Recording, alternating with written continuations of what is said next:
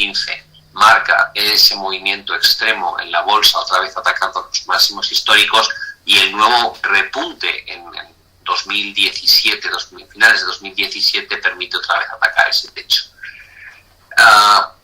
La desaceleración que hemos estado viviendo ha generado un muy mal comportamiento a lo largo de los últimos 3 meses del año pasado. Lo que no termino de entender es por qué con esta perspectiva de crecimiento actual la bolsa está volviendo a la zona de máximos. Es algo que todavía no termino de encontrar una lógica.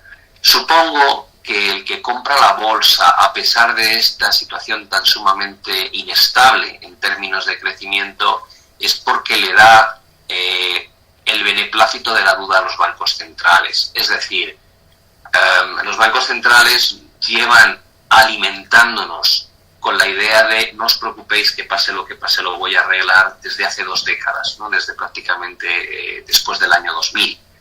¿Cómo lo han hecho? Interviniendo de forma masiva en los mercados, inyectando liquidez, endeudándose a muerte. Ese es un poco el proceso de la medicina que han utilizado.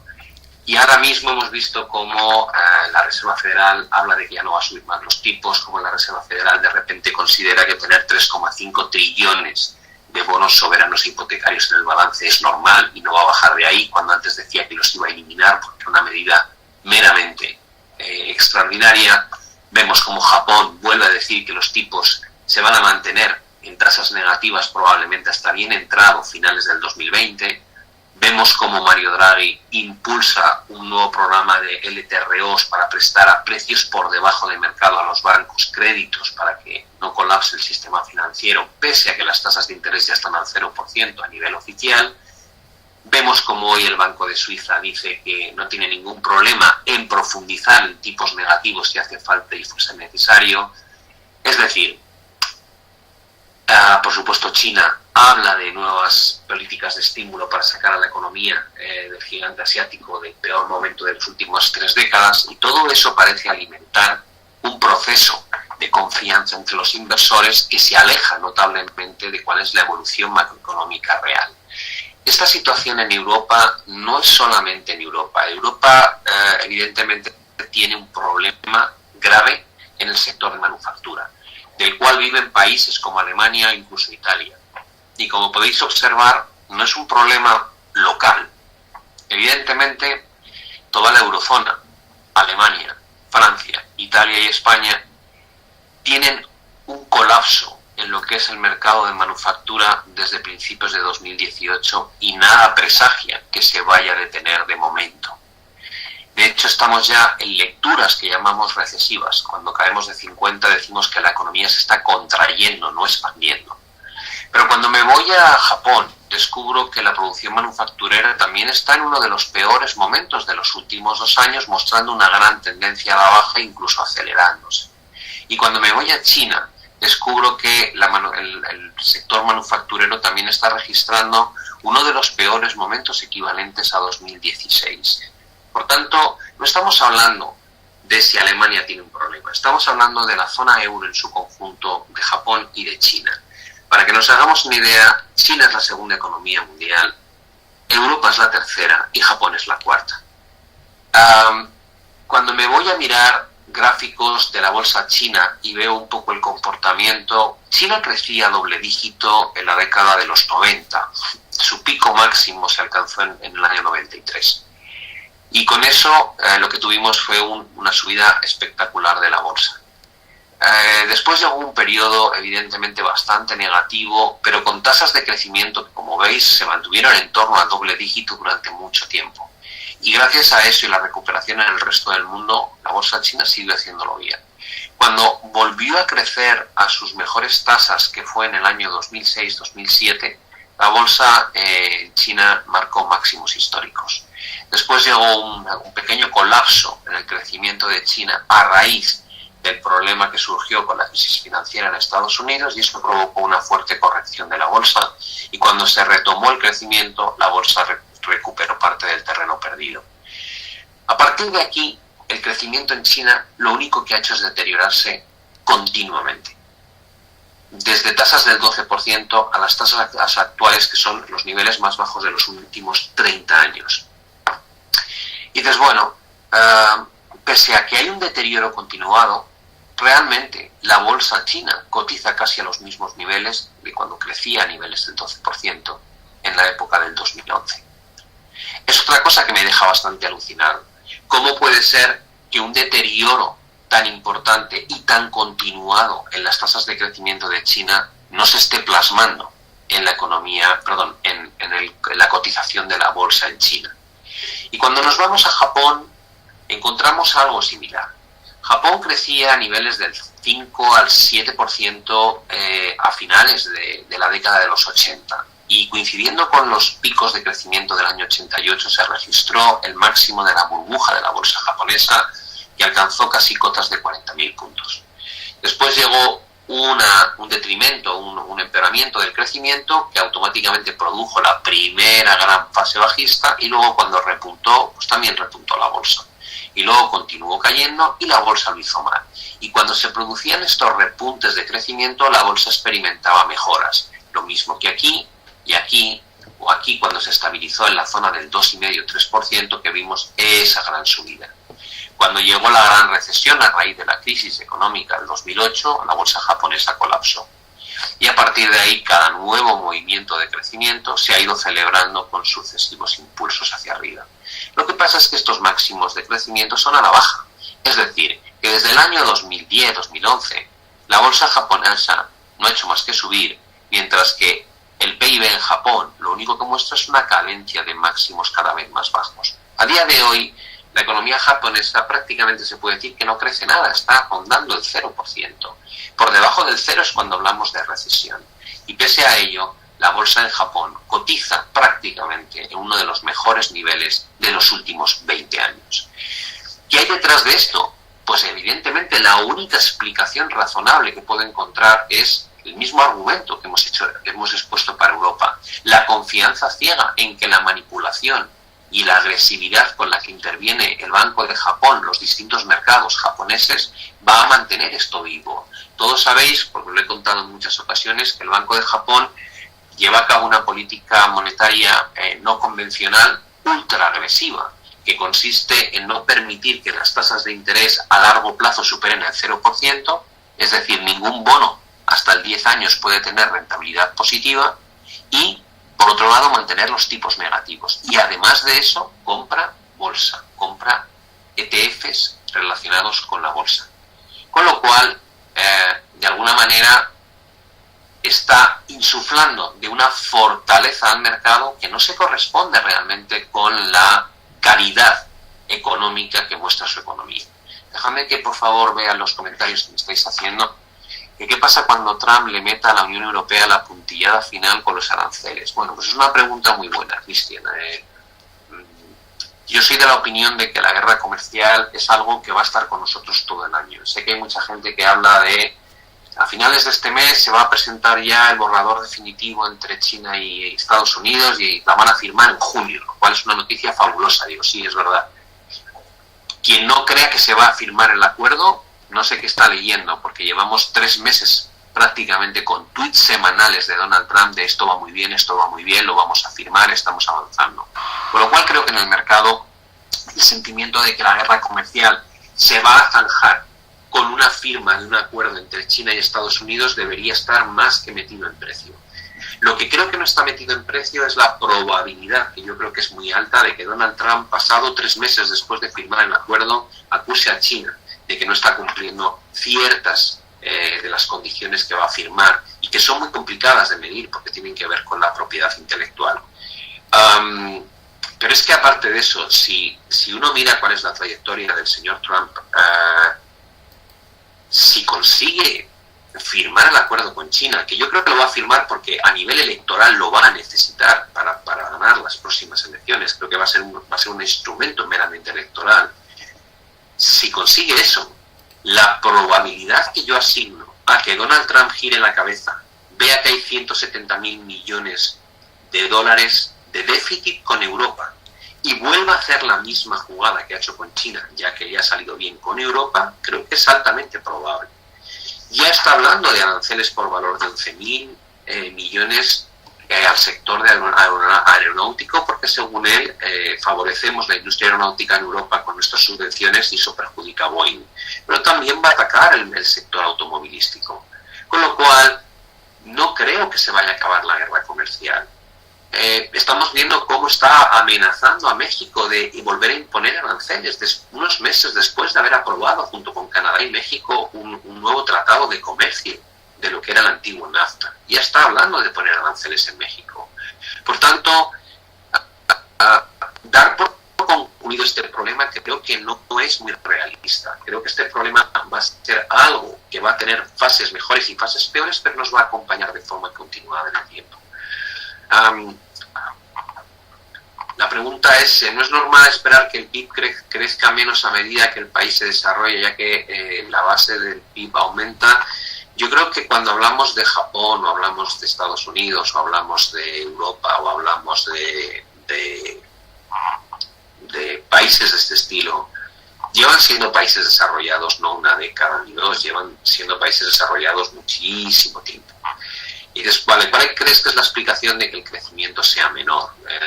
¿Es porque el PIB aumenta? Ahora comento el tema de China que me estás preguntando, Pedro. Yo creo que el problema de que tengamos menos crecimiento es que no estamos realmente creciendo en base a algo bueno. Estamos creciendo a base de deuda. En el año, si miráis un poco la historia del endeudamiento en el mundo, tiene mucho que ver con el abandono del patrón oro. ¿Por qué? Dices, bueno, pues porque cuando antes tenías que respaldar con un activo físico la emisión de deuda, limitabas la capacidad de endeudamiento. Pero en el momento en que abandonas ese respaldo físico y puedes permitir que los bancos centrales le den a una manivela para generar sábanas de dinero que vienen de la nada e inyectarlo en el sistema, la capacidad de endeudamiento aparentemente es ilimitada. Ahora, ¿qué ocurre? Que cuando basas el crecimiento en deuda, ese crecimiento es menos sólido que antes. Y el crecimiento que llevamos experimentando desde el año 2000 está completamente respaldado por un endeudamiento masivo en todas las economías, tanto desarrolladas como no desarrolladas del mundo. Y por eso el nivel de productividad está bajando. En el caso de China, que me preguntas o comentas, Pedro, si puede ser que crezcan menos debido a que cada vez se trata de una economía más desarrollada y menos emergente, lo que está haciendo China a la larga es muy bueno. China está cambiando un modelo económico, un modelo basado netamente en exportación, que se ayudaba mucho de costes de producción bajísimos en su territorio. Los salarios de hace 30 años en China eran paupérrimos, permitían fabricar todo tipo de componentes a nivel mundial a costes que no era posible competir con ellos, y por tanto era una economía que se basaba en la exportación. Encima estaba intervenida la divisa, que se mantenía a unos precios nada competitivos, es decir, era muy devaluada respecto al resto del mundo. Con lo cual China era una máquina de producir productos baratos y exportarlos. Lo que el régimen actual está intentando desde hace ya casi una década es migrar a un modelo de demanda interna, es decir, generar una economía más parecida a la economía desarrollada. Y para ello han pasado por todo tipo de fases, entre otras la gran migración del campo a la ciudad. Estos procesos, evidentemente, generan una expectativa de crecimiento menor, ¿de acuerdo? Porque es un cambio de modelo económico. Con lo cual yo creo que lo que afecta principalmente a China es ese cambio estructural en cómo están gestionando su economía. Pero la realidad es que el deterioro que se está viviendo de forma generalizada en muchos de los datos macroeconómicos que estamos viviendo en la segunda, tercera y cuarta economía del mundo, podríamos hacer lo mismo con la quinta, que es Reino Unido, no se está viendo recogido en las bolsas. Con lo cual, la pregunta a partir de aquí es, ¿qué pasará en las bolsas? Yo he preparado aquí un análisis, lo he hecho en Metastock porque quería mostraros gráficos de largo plazo. No pretendo hacer una especie de pronóstico de nada, simplemente creo que repasando todos estos gráficos a lo largo de los 3/4 de hora que nos quedan sacaremos algunas ideas interesantes, ¿no? Aquí tenemos el CAC. El CAC 40 es el índice de renta variable en Francia, perdón. Y como podéis observar, el CAC ha recuperado el 100% de lo que cayó durante los meses finales del año pasado. Pese a ello, la situación en Francia no ha mejorado, ni a nivel de PIB, ni a nivel del problema que hay con los chalecos amarillos, nada por el estilo, simplemente ha sido un caer y volver. Y ahora mismo lo que tenemos es un índice que cotiza en una zona de resistencia muy importante, y yo he puesto aquí un par de indicadores. En términos semanales no hay divergencias en términos de RSI, pero sí hay una señal un poquito preocupante en términos de estocástico. Las señales semanales normalmente tardan en limpiarse, no es como las señales diarias. Habrá que estar muy pendiente de si finalmente se empiezan a romper ese tipo de directrices, ¿vale? Con lo cual, no son señales contundentes, pero son señales que desde luego no avalan que se rompa este techo ahora, sino que haya un primer rechazo y tal vez luego un intento. Pero de momento la sensación que da es que no tendría mucho sentido que veamos una ruptura al alza de una cota tan importante de resistencia. Pensad que a finales de 2017, cuando atacábamos esta zona, o a principios de 2018, Europa estaba creciendo al 2,6-2,7%, y a día de hoy ni siquiera alcanzamos el 1%. Si me voy al DAX, el DAX ha recuperado, a nivel mensual, ha recuperado un montón de terreno. Como podéis observar, voy a reducir el margen aquí a 10 para que lo veamos mejor. El DAX mantiene estructuras de largo plazo alcistas, esta de aquí, pero rompió una gran directriz alcista, que era esta que marcaba todo el proceso desde el año 2009. ¿Vale? Esa sería la realidad tendencial del DAX, es que se rompe una gran tendencia, entramos en una corrección, y actualmente estamos volviendo a la gran directriz que une los máximos decrecientes. En términos de indicadores, hemos visto cómo se han roto también directrices importantes y se están marcando máximos descendentes. En términos de MACD, cortes descendentes, y aunque se está cerrando este gap, todavía con posición abierta en corto. Con lo cual, en el DAX, desde una perspectiva mensual, no hemos alcanzado niveles claros de apoyo, como podrían ser estos techos, suelo, suelo y directriz, que marquen el final de un proceso a la baja. La pregunta es, tal vez no lleguemos aquí, tal vez rompamos hacia arriba y nos escapemos. Para ello, creo que merece la pena mirar el gráfico semanal. Y cuando miro el gráfico semanal, tengo la directriz de largo plazo otra vez intacta y la directriz de medio plazo rota. La estructura de vuelta tipo hombro, cabeza a hombro, cuyo objetivo no se alcanzó todavía, y la directriz que une los máximos decrecientes. Y dices, bueno, y si miras indicadores técnicos en el DAX a nivel semanal, ¿qué sensación tienes? Digo, bueno, pequeño deterioro en RSI, perdona, la línea de momentos está rompiendo la directriz justamente cuando atacamos la zona de arriba, y un estocástico bastante estirado en la parte de arriba con un primer corte que se ha invalidado, y si esto rechaza ligeramente veremos un nuevo corte. Con lo cual veo cierto riesgo, aunque no hay una señal realmente importante.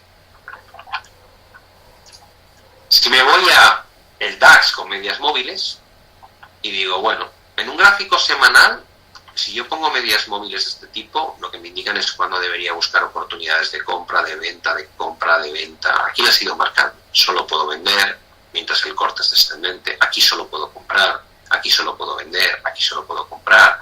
Aquí en estos quiebros rápidos, evidentemente, veis que es complicado porque solo puedo vender, pero el mercado recupera. Para cuando puedo comprar, el mercado cae. Pero cuando el mercado entra en tendencia, funciona bien. Marca más o menos las fases donde puedo estar comprando, donde puedo estar vendiendo, donde puedo estar comprando. A día de hoy, el último corte se ha dado a la baja y todavía queda bastante para que se invalide, con lo cual lo que debería estar buscando son oportunidades de venta. Una vez tengo ese análisis del DAX, voy al siguiente. El estocástico puede quedarse mucho tiempo sobrecomprado y el DAX subiendo en ese tiempo, por supuesto, si no estamos diciendo que haya que hacerlo. Yo no pretendo deciros lo que tenéis que hacer. Lo que digo simplemente es, en base a medias, creo que es más razonable todavía ser cauto. En base a nivel gráfico, creo que es más razonable ser cauto. El CAC está en máximos y el DAX está en la directriz, ¿vale? Y los indicadores, como bien decís, están sobrecomprados y con alguna señal, pero pueden estar sobrecomprados mucho tiempo, digo sí, o no. O puede ser que se dé un corte y el mercado caiga. O puede ser que se dé un corte y el mercado se estabilice y luego caiga. Es decir, hay veces que se mantiene mucho tiempo arriba y otras veces que los cortes generan cambios de dirección prácticamente de forma inmediata. Es decir, depende de las ocasiones. Aquí no hay una regla fija. Las medias son de 20-50 en gráfico semanal, ¿vale? Si me voy a Italia, lo que descubro es que Italia ha vuelto una gran zona de techos. La gran zona de máximo, máximo, ruptura, apoyo, apoyo, apoyo, apoyo, ruptura, techo. Y creo que podría rechazarlo. A nivel de indicadores no veo divergencias y no veo tampoco una señal dramática aquí. Hablamos de una corrección, de un rechazo del techo, nada más, no de una vuelta aquí abajo, ¿vale? Pero tiene pinta de no ir a romper ahora. Me voy al Eurostoxx 600. El Eurostoxx 600 creo que está todavía con su directriz bajista en términos de indicadores, no ha generado ninguna divergencia alcista. Abajo, una divergencia alcista me refiero a algo de este tipo. No ha habido eso. Y tengo el gran techo que no se rompe desde el año 99, ¿vale? Que está justo aquí.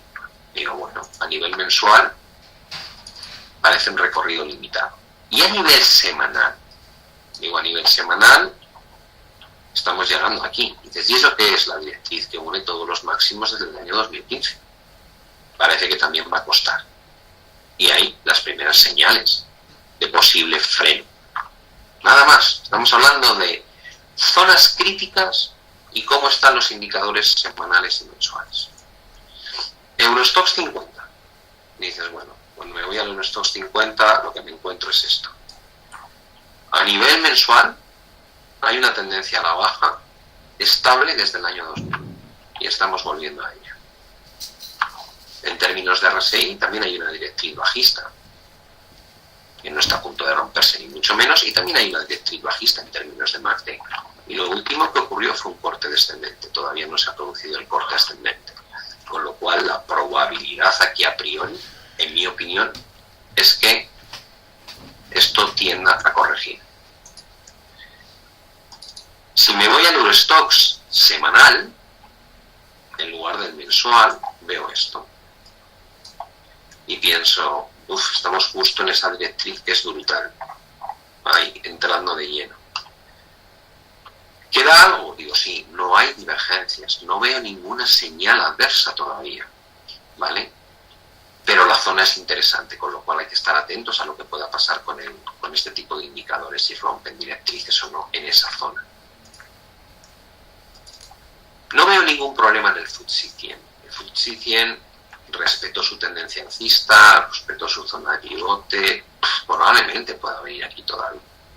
¿De qué va a depender? Pues supongo que va a depender de lo que pase con el Brexit, que siempre le mete un factor de inestabilidad a la bolsa en Reino Unido. Me voy a Suiza y digo, Suiza a nivel semanal, ¿qué pinta tiene? Digo, pues está atacando una zona importantísima de techos del año 2007, del año 2015, del año 2017. Dices, ¿crees que va a romper? Digo, tal vez supere un poco, pero sinceramente aquí creo que a nivel semanal se van a formar unas divergencias muy claras, con lo cual no lo perseguiría al alza. Además viene de haber roto esa directriz y tal vez sea un pullback. Con lo cual también considero que Suiza está en un nivel complicado. ¿Alguien más tiene problemas con el audio? Porque alguien me está diciendo que tiene problemas, pero no sé si el resto lo oís bien. Si me podéis confirmar, por favor. Pues Cristian, me temo que eres tú el único que tiene problemas. Muy amable, gracias por confirmarme. Y me voy al IBEX. Descubro que estamos también en una directriz bajista importante. Y dices, vale, pero aquí tienes todavía una directriz positiva en términos de MACD. Digo, sí, y el último corte sí. Esto hacia arriba y se genera un corte en MACD, probablemente el IBEX tenga buena pinta, pero en este momento, a nivel mensual, estamos en muy mala zona pivote y directriz bajista. Dices, bueno, ¿lo podemos ver más en detalle en un gráfico semanal? Digo, sí, aquí lo veis. Máximos decrecientes, mínimos decrecientes, estructura en cuña, divergencia en estocástico y posible ruptura en breve en RSI. Creo que no es muy aconsejable perseguir el IBEX aquí, al menos de momento. Creo que el riesgo es un rechazo.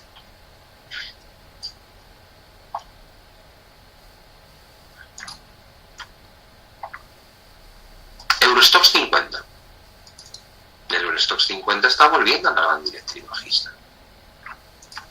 ¿Qué pinta tiene en términos de indicadores? Ya lo hemos visto antes, perdona, este está repetido. Este es el Eurostoxx 50 de nuevo. Me he pasado de línea, perdón, estaba en el IBEX, es que me he saltado la línea. Vamos con la bolsa americana. Hemos visto el CAC, el DAX, el FTSE MIB, el Eurostoxx 600, el Eurostoxx 50, el FTSE 100, la bolsa suiza, el IBEX. Ahora nos toca mirar la bolsa americana. Ovidio me dice, ¿no deberíamos mirar el bono? ¿Para qué quieres mirar un mercado de bonos intervenido? Mi pregunta sería muy obvia. El bono alemán está cerca del 0%, ¿vale? ¿Qué esperas que ocurra? Con 4,5 trillones de deuda que tiene el Banco Central Europeo y comprando 20.000 millones todos los meses solamente para renovar lo que vende. Tipos de interés en Europa al 0%, ¿qué sentido tiene mirar eso? Podemos hablar de la curva estadounidense, pero la curva europea, ¿qué sentido tiene? Tipos al 0%. Balance de QE máximo. Intervención del mercado de bonos. Pese a todo ello, pese a tener los tipos en el nivel más bajo de la historia de Europa, Suiza en tipos negativos, algún país nórdico en tipos negativos, pese a tener 4,5 trillones de bonos soberanos y bonos corporativos, pese a haber anunciado un programa de LTROs nuevo de préstamo a la banca, el crecimiento en Europa no hace más que bajar desde hace año y medio. Eso es lo que me preocupa. Que tenemos el grifo al máximo del estímulo y la economía está ralentizándose a marchas forzadas. Ese es el problema, en mi opinión. ¿Vale? Me voy a Estados Unidos y digo, vale, pues la bolsa americana. Y dices, joder, pues ha vuelto a máximos, Pablo. Le ha hecho lo mismo que el CAC, está ahí arriba del todo. Digo, sí, es cierto, ha vuelto a máximos. Esto es un gráfico mensual. Y después, ¿es cierto que se genera un mínimo decreciente? Digo, sí, es evidente que nadie puede discutir que este mínimo fue un mínimo decreciente respecto a este mínimo. Pero no estamos viendo máximos decrecientes, porque hemos vuelto arriba del todo otra vez. Y dices, bueno, pero igual rompe hacia arriba. Digo, sí, es verdad. ¿Pero qué me indican los indicadores? A nivel mensual, ¿qué sensación me transmite esto? Yo veo esto y digo, oye, pues tienes un corte descendente en MACD mensual en el punto más alto de los últimos 80 o 90 años. Digo, sí, es cierto. Y todavía no ha cortado hacia arriba. Dice, si tenías aquí entre este máximo y este máximo una divergencia. Digo, sí, mira por dónde va el RSI. ¿Qué quiere eso decir? Que aunque la bolsa americana suba, la probabilidad que hay de que esto acabe generando una triple divergencia bajista mensual es altísimo. Con lo cual, esto me preocupa un montón. Y dices, vale, pero no es el momento, tal vez. Digo, no, tal vez no sea el momento. Y dices, vale, ¿hay alguna otra cosa que te preocupe? Digo, si me voy a un gráfico donde puedo comparar el comportamiento de la bolsa con el comportamiento de la prima de riesgo, entendida como tal la volatilidad, obtengo esto. Normalmente, las divergencias en volatilidad son muy importantes. Es decir, cuando el mercado colapsa, la volatilidad se dispara. Voy a ver si lo puedo ampliar y moverlo aquí para que lo veáis mejor. Cuando el mercado colapsa, la volatilidad se dispara. Pero si luego detectamos un empeoramiento en la cotización del índice, veis que aquí cae más. Pero a cambio, el nivel de tensión en el mercado es menor, ¿vale? Entonces, eso es una divergencia positiva. Más daño en el precio, menos tensión en el mercado cotizado. Menos crispación. ¿Por qué? Porque ya casi todo el mundo ha vendido. Eso es una señal de compra, ¿vale? Y dices, bueno, Eso es una señal positiva. Y dices, ¿podemos ver algún otro ejemplo? Digo, sí, el crack del 2008. Mercado desploma, recupera y se desploma.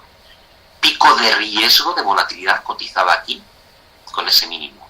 Cuando caemos más, ya no hay pánico. Ese es el final. ¿Vale?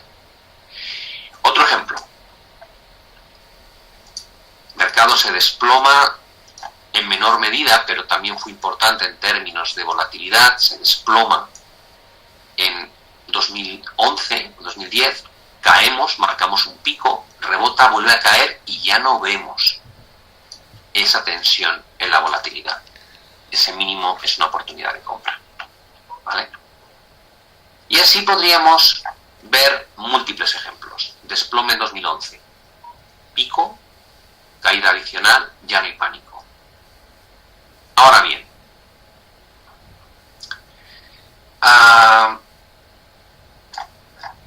de la misma manera que me vale para localizar oportunidades de suelo, puedo localizar oportunidades negativas. ¿Cómo? Cuando el precio está haciendo máximos históricos y la volatilidad empieza a repuntar, normalmente algo no está funcionando. Creo que esta volatilidad repunta porque el trader o el inversor institucional y profesional está comprando cobertura, está pagando cobertura. Y después pasa esto. Y actualmente,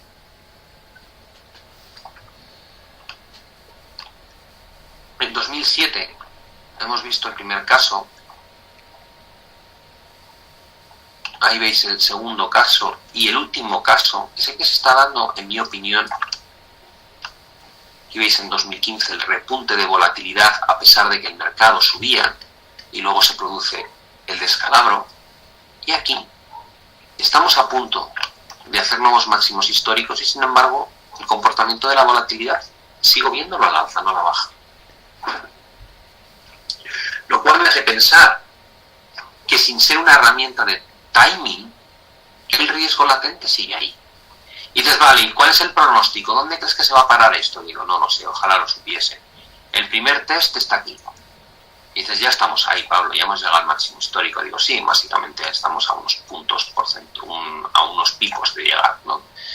Y dices, vale, si rompe, el mercado se va a ir para arriba. Digo, no necesariamente. La otra vez que rompimos ese máximo histórico, el mercado se extendió un poquito y luego, mirad lo que ocurrió.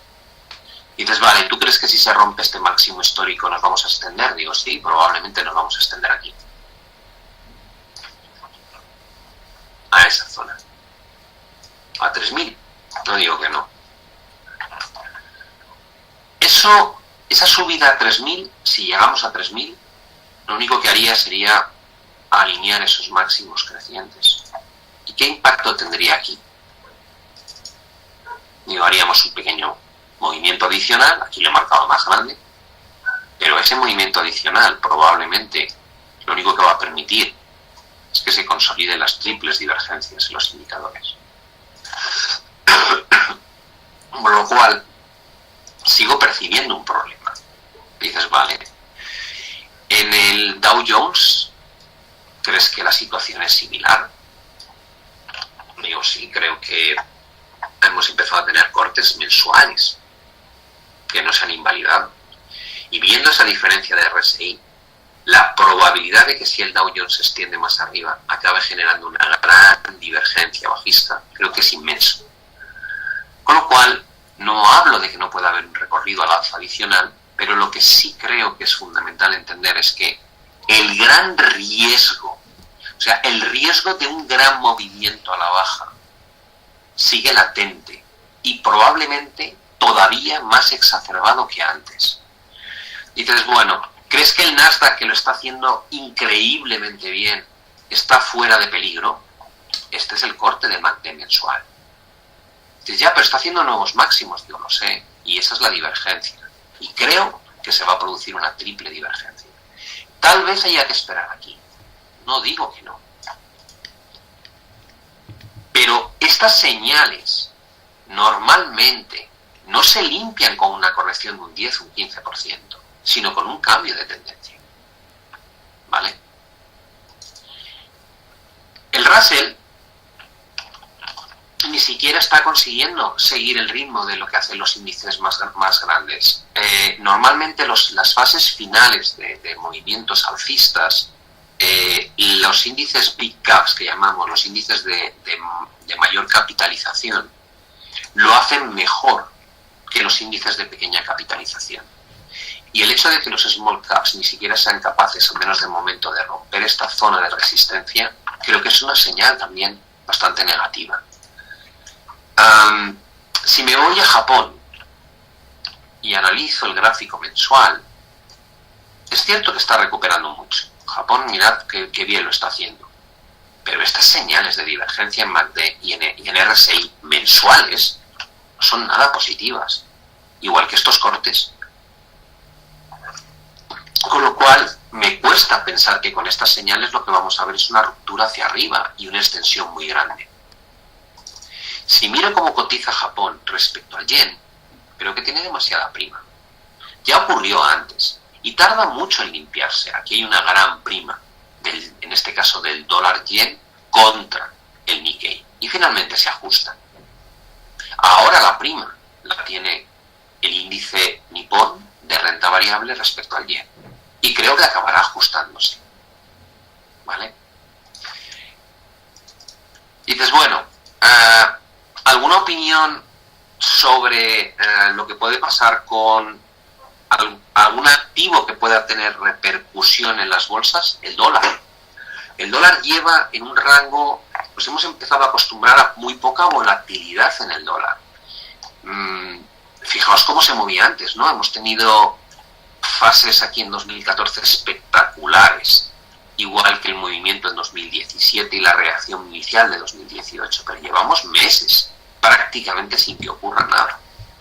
Y en esos meses que no ocurría nada se ha formado una estructura tipo techos planos, mínimos crecientes. Es lo que yo creo que conforma un triángulo ascendente o alcista. Y se está rompiendo con mucha claridad. ¿Qué quiere eso decir? Que espero que el dólar se empiece a fortalecer nuevamente. Y dices, bueno, ¿cuánto recorrido crees que hay? Creo que hay este recorrido. Y ese recorrido es a favor o en contra de tendencias, a favor de tendencia. La tendencia es a favor del dólar estructural. ¿Vale? Y dices, vale, ¿y por qué crees que es importante? Digo, porque si el dólar se aprecia, normalmente perjudica el buen comportamiento de la bolsa americana y especialmente perjudica el comportamiento de las bolsas emergentes. Y no ayuda en nada a que las materias primas lo hagan bien. ¿Vale? Entonces, aquí lo que veis es una ruptura en el índice de commodities a la baja, que encaja bastante bien con la ruptura al alza del dólar. Creo que si el dólar realmente hace el movimiento que yo espero, esto debería venir aquí. Y si el mercado de materias primas no lo hace bien, muchos mercados emergentes suelen sufrir. Que ¿por qué el US dólar? No, es US dólar JPY. Vale. Porque la correlación antes ahí. Dices, bueno, otras cosas que probablemente merezcan la pena mirar. Hemos analizado si el dólar está rompiendo hacia arriba, puede impactar negativamente en el índice de commodities. Se puede hacer el ratio entre ellos. Yo lo tengo aquí. Y como veis, está en una zona muy interesante. Y si pierde este nivel, probablemente venga aquí abajo. ¿Qué quiere eso decir? Fortalecimiento del dólar, debilidad de materias primas. ¿Y eso encaja con respetar la tendencia? Yo creo que sí. ¿Y por qué solo esta caída? Digo, porque aquí hay un gran soporte. Porque este nivel es importantísimo. ¿Vale? Pero creo que sí es algo que pueda ocurrir. Dices, bueno, ¿y la sensación si simplemente miras el índice de commodities per se? ¿Qué sensación te da? Decídelo vosotros. Yo creo que la tendencia desde el año 2010 es bajista. Y dices, ¿qué sentido tiene que las bolsas estén en máximos con las materias primas haciéndolo tan mal? Y dices, pues simplemente que las bolsas están respondiendo al estímulo monetario y a la expectativa positiva que generan los bancos centrales, y las materias primas responden a la demanda real. Y como el crecimiento se está desacelerando en Japón, en China, en Europa, en Reino Unido, de forma global, y Estados Unidos mantiene todavía tasas de crecimiento buenas, pero se ha metido en una guerra comercial con China, las materias primas no pueden subir o no deberían subir, que es lo que están haciendo. Es decir, creo que este mercado está bien cotizado y el otro está mal cotizado. Y la pinta que tiene esto es más de riesgo de que siga bajando que no de que rompa hacia arriba. ¿Vale? Hay una relación inversa entre lo que hacen las materias primas y el dólar, y aquí la podéis ver de forma clarísima. Si lo que estamos diciendo es que la línea roja va a empezar a subir, lo más probable es que la línea negra empiece a bajar. La roja es el dólar index, la negra es el índice de commodities. Si me voy ahora a analizar los diarios, porque hemos estado viendo gráficos mensuales, semanales, algunos temas de correlación entre unos activos y otros, pero nos hemos dejado la parte del diario y dices, bueno, ¿es un problema lo que está pasando o no? A ver si me voy a poner nervioso a corto plazo y resulta que lo que me estás contando es algo que puede ocurrir a finales de este año. Digo, por eso ponemos un diario.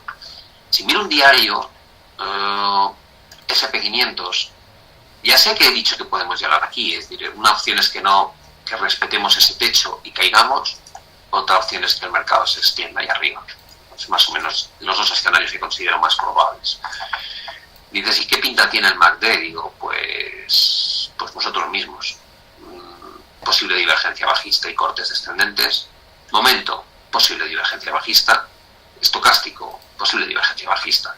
Con esta situación y lo que hemos visto en los mensuales y semanales, parece probable, porque siempre digo estas cosas y hay que entenderlas. Una cosa es lo que es probable y otra cosa es lo que ocurra. Son cosas completamente distintas.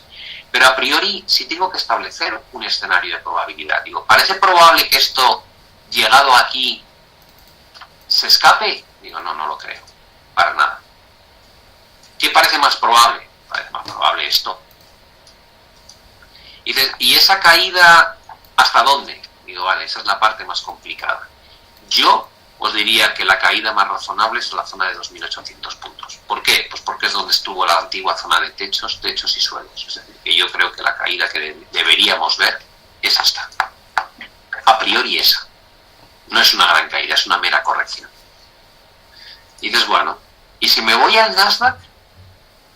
¿En el Nasdaq ves algún patrón o alguna cosa que te confirme lo mismo que estás viendo en el SP? Porque lo ha hecho espectacularmente bien. Y digo, bueno, situación sobrecomprada y con posible divergencia desarrollándose en estocástico, divergencia en momento y no hay divergencia en MACD. Está menos claro. Entonces, vale. ¿Y en Europa? Si me voy a los diarios de Europa, ¿qué sensación tienes? Y entonces grafico esto, que es el Eurostoxx 50, que recoge un poco el peso de las 50 compañías más importantes de Europa. Ya sabemos que estamos en la gran directriz bajista. Y miro aquí y digo, aquí hay una divergencia en MACD, digo sí, y cortes descendentes. Aquí hay una divergencia en momento, digo sí, y aquí hay una divergencia en RSI, sí. ¿Probabilidad de que esto rompa hacia arriba? Pues a priori no veo muchas. O para mí no debería ocurrir. Y dices, bueno, ¿qué tendría que romper para pintar mal? Tiene que romper esta zona pivote. Tiene que romper esta zona. Máximo y mínimos. ¿Por qué? Porque si rompe esa zona, es cuando vamos a empezar a especular con la idea de que aquí se ha formado un pequeño doble techo. Y eso da pie a iniciar la corrección. Y da pie a que se rompan las directrices alcistas. Y dices, bueno, ¿y cuál es la corrección que te parecería razonable ver? Si fuésemos sensatos, un 38-50% del lo que hemos subido. Aquí. Creo que sería lo razonable. ¿Vale? El DAX, diario. Digo, vale, aquí he puesto muchos indicadores, ¿no? Y dices, ¿cómo lo ves? Digo, está en la parte de arriba del canal. Ya sabemos que está también en la directriz que une los máximos decrecientes. Está en una zona complicada. No hay divergencias en RSI. No hay señales malas en MACD. Sí hay divergencias en momento. y sí hay divergencias en estocástico. Y dices, bueno, un poquito de cada. ¿Cuál es la expectativa en el DAX? Si corrigiese, ¿hacia dónde debería corregir? Digo, creo que debería bajar aquí.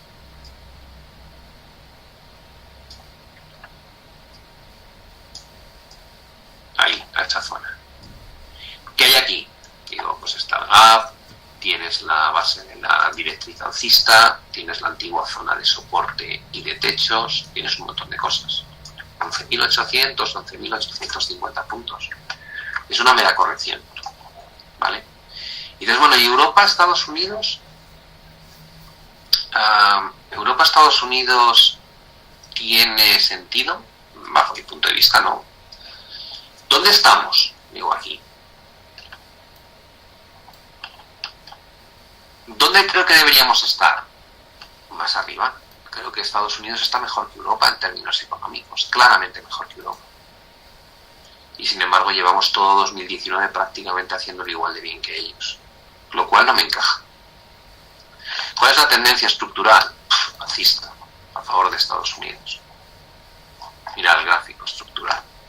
Desde el año 86 se rompió esa zona de techos y luego hemos ido subiendo y subiendo y subiendo. Solamente ha habido una gran corrección a favor de Europa contra Estados Unidos en el mes de diciembre, que luego se ha subsanado y nos hemos quedado planos. Para mí esto debería estar más alto. Y dices, bueno, ¿qué más nos queda por mirar? ¿Hay alguna otra cosa que podamos mirar? Digo, ¿dónde está el DAX respecto al SP? Este es el DAX SP. Es que ves que los techos no se rompen nunca aquí desde el año 93. Ahí tengo mis grandes máximos. Aquí es cuando el DAX lo hace mejor contra el SP, DAX mejor contra el SP, DAX mejor contra el SP y DAX mejor contra el SP. Y por abajo teníamos una zona de soporte en 2011, 2014, 2016 y 2018. Y se ha roto. No solamente se ha roto con muchísima claridad, sino que luego ha habido un pullback. Y a día de hoy, esa directriz que une todos los máximos decrecientes, lo que invita a hacer es comprar el SP500 y vender el DAX. Si tuviese que montar la posición con una visión de largo plazo, creo que lo que habría que hacer es aquí poner la mitad de la posición y dejar algo de margen por si vuelve aquí y poner el stop aquí arriba. Y dices, vale, entonces ¿qué diablos de objetivo estás persiguiendo? Digo esto, persigo esto.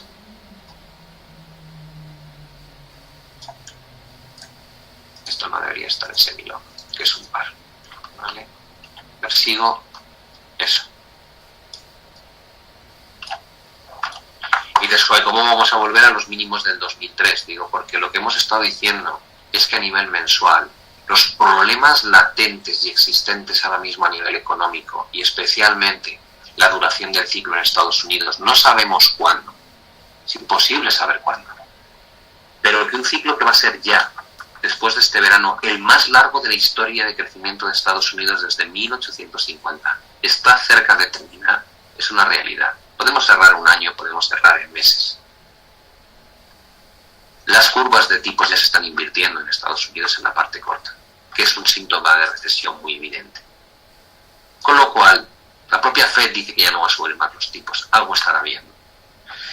Cuando llegue el movimiento en sentido contrario, creo que sí que podemos volver aquí.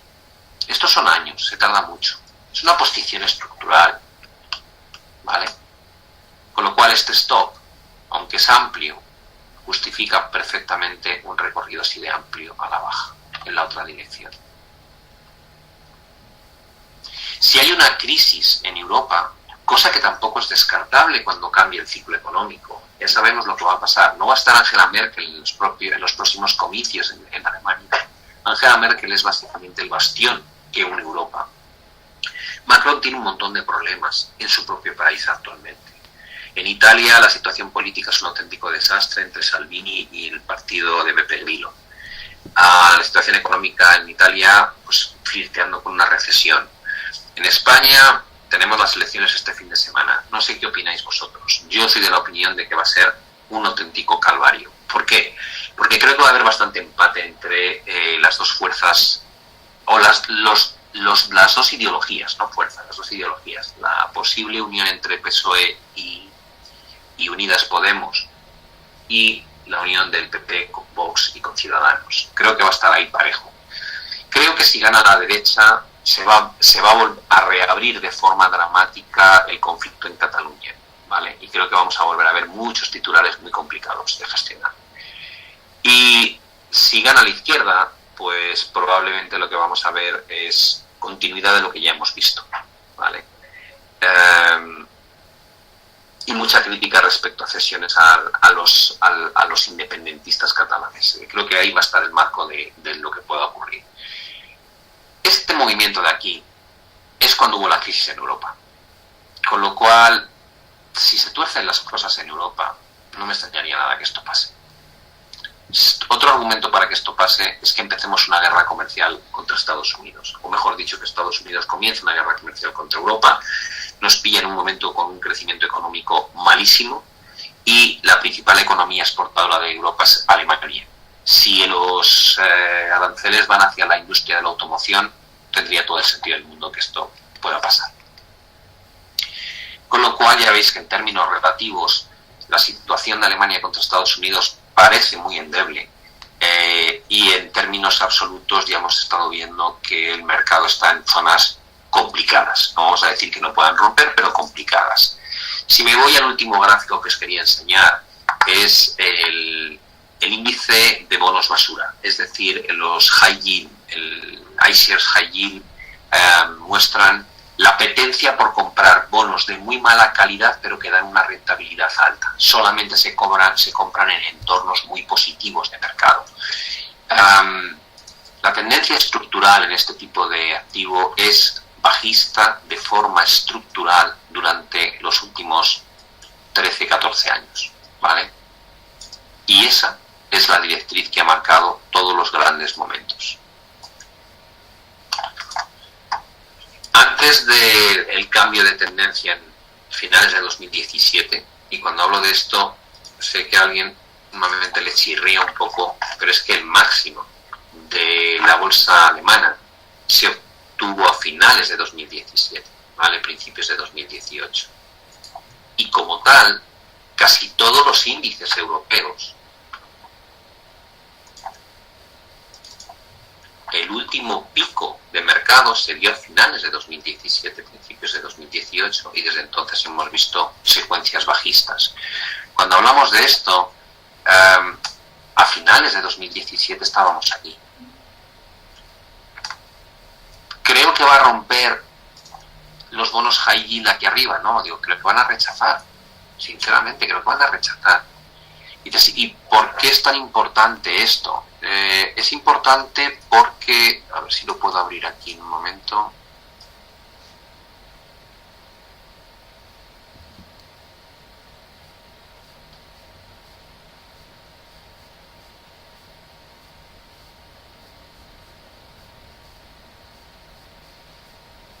No sé si lo tengo aquí o no en relativos, déjame que lo vea. Porque la relación entre el mercado emergente y los high yields es muy muy grande, ¿vale? Aquí no la vamos a tener. Bueno, hay una relación muy directa, con lo cual si el mercado de emergentes de bonos high yield lo empieza a hacer mal, lo normal es que el mercado de bolsas emergentes también sufra. Dejadme que lea vuestras consultas antes de terminar la sesión. ¿Qué diferencias hay entre todos los partidos políticos que utilizan la misma política monetaria de la escuela austríaca que aplica a Estados Unidos, China, Rusia, UE? Que yo sepa, no se aplica vamos a ver, ojalá aplicásemos la escuela austríaca. La escuela austríaca lo que mantiene es que no debería haber capacidad de endeudamiento sin un respaldo de activo real. Lo que estamos haciendo es todo lo contrario. ¿Vale? Ojalá volviésemos a la escuela austríaca. No es esa, no es eso es decir, ¿qué diferencias hay a nivel político entre que gobierne uno y otro? Yo creo que es más una sensación que una realidad. No creo que sea fácil que los partidos políticos actualmente implementen políticas especialmente útiles unos respecto a los otros, ¿vale? Evidentemente aquellos que promueven bajada de impuestos pues captan el interés del ciudadano.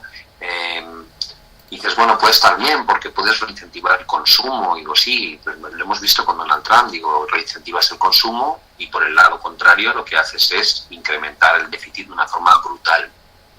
Entonces depende a qué le des más importancia y más peso, ¿no? Mucho de lo que dicen los políticos, y estoy viendo los debates últimamente, en la parte económica, en la otra no me quiero ni meter, hay muchísima demagogia, ¿no? Es como, no, porque haremos esto y a la larga, digo, sí, claro, a la larga. Mira, Trump también decía que esto iba a permitir mayor crecimiento económico en Estados Unidos y a la larga iban a reducir el déficit, y lo único que ha hecho es incrementarlo en 1 trillón cada año, desde que está en el mando. Entonces, esto de como la base de la cotización de seguridad social subirá porque habrá más gente trabajando, tendremos mejor calidad de empleo, subvencionaremos la hucha de las pensiones. Digo, mira, por favor, no me cuentes historias, no me cuentes historias, porque eso es un problema que de funcionarte te va a funcionar a muy largo plazo. Y tu mercado laboral depende, entre otras cosas, del ciclo económico mundial. ¿O es que cuando ha habido una recesión en Estados Unidos no ha habido recesión en Europa? Aunque no la hayamos iniciado nosotros. Con lo cual no me hables, o sea, por eso digo que los políticos de alguna manera nos venden o nos intentan vender la moto, ¿no? Es como decir, ¿pero qué me estás diciendo? Que una de las cosas malas que tiene la globalización es que ya no dependes de ti mismo, que dependes del resto. Con lo cual no me cuentes la farándula de que haciendo 3 toquecitos en la gestión particular de tu país vas a arreglar los problemas estructurales que tenemos. No. Ahora, está bien que alguien saque a la palestra problemas demográficos, como hizo el otro día Rivera. Sí, claro que está bien, ojalá se hablasen de estas cosas. ¿Por qué? Porque no es una solución a corto plazo. No va a haber ninguna de las ventajas, ninguno de los mandatarios en los próximos 8 años. Pero es algo necesario y que deberíamos estar planteándonos por el bien de nuestros hijos y nuestros nietos. Y deberíamos plantear la viabilidad del plan de pensiones, claro que sí, porque no es viable, porque estamos financiándolo con deuda. Ya no es viable. Entonces, hay muchos temas que deberían tratarse y que no van a surtir efecto en un plazo de 4 ni 8 años, ni a lo mejor 20 años. Pero ahí está la ética profesional de la gente que está liderando a nivel político un país para ser capaz de emprender medidas que van a tener que llevarse a cabo durante muchísimo tiempo y que lo ideal sería que el próximo que entre las vuelva a defender en favor de un cambio estructural de ciertas cosas que ya no funcionan. El plan de pensiones se fijó en una época en la que la esperanza de vida era infinitamente más baja que ahora y la natalidad era mucho más alta. Ya no tenemos esa pirámide de la población y vivimos más años. Es imposible que esto funcione. ¿Vale?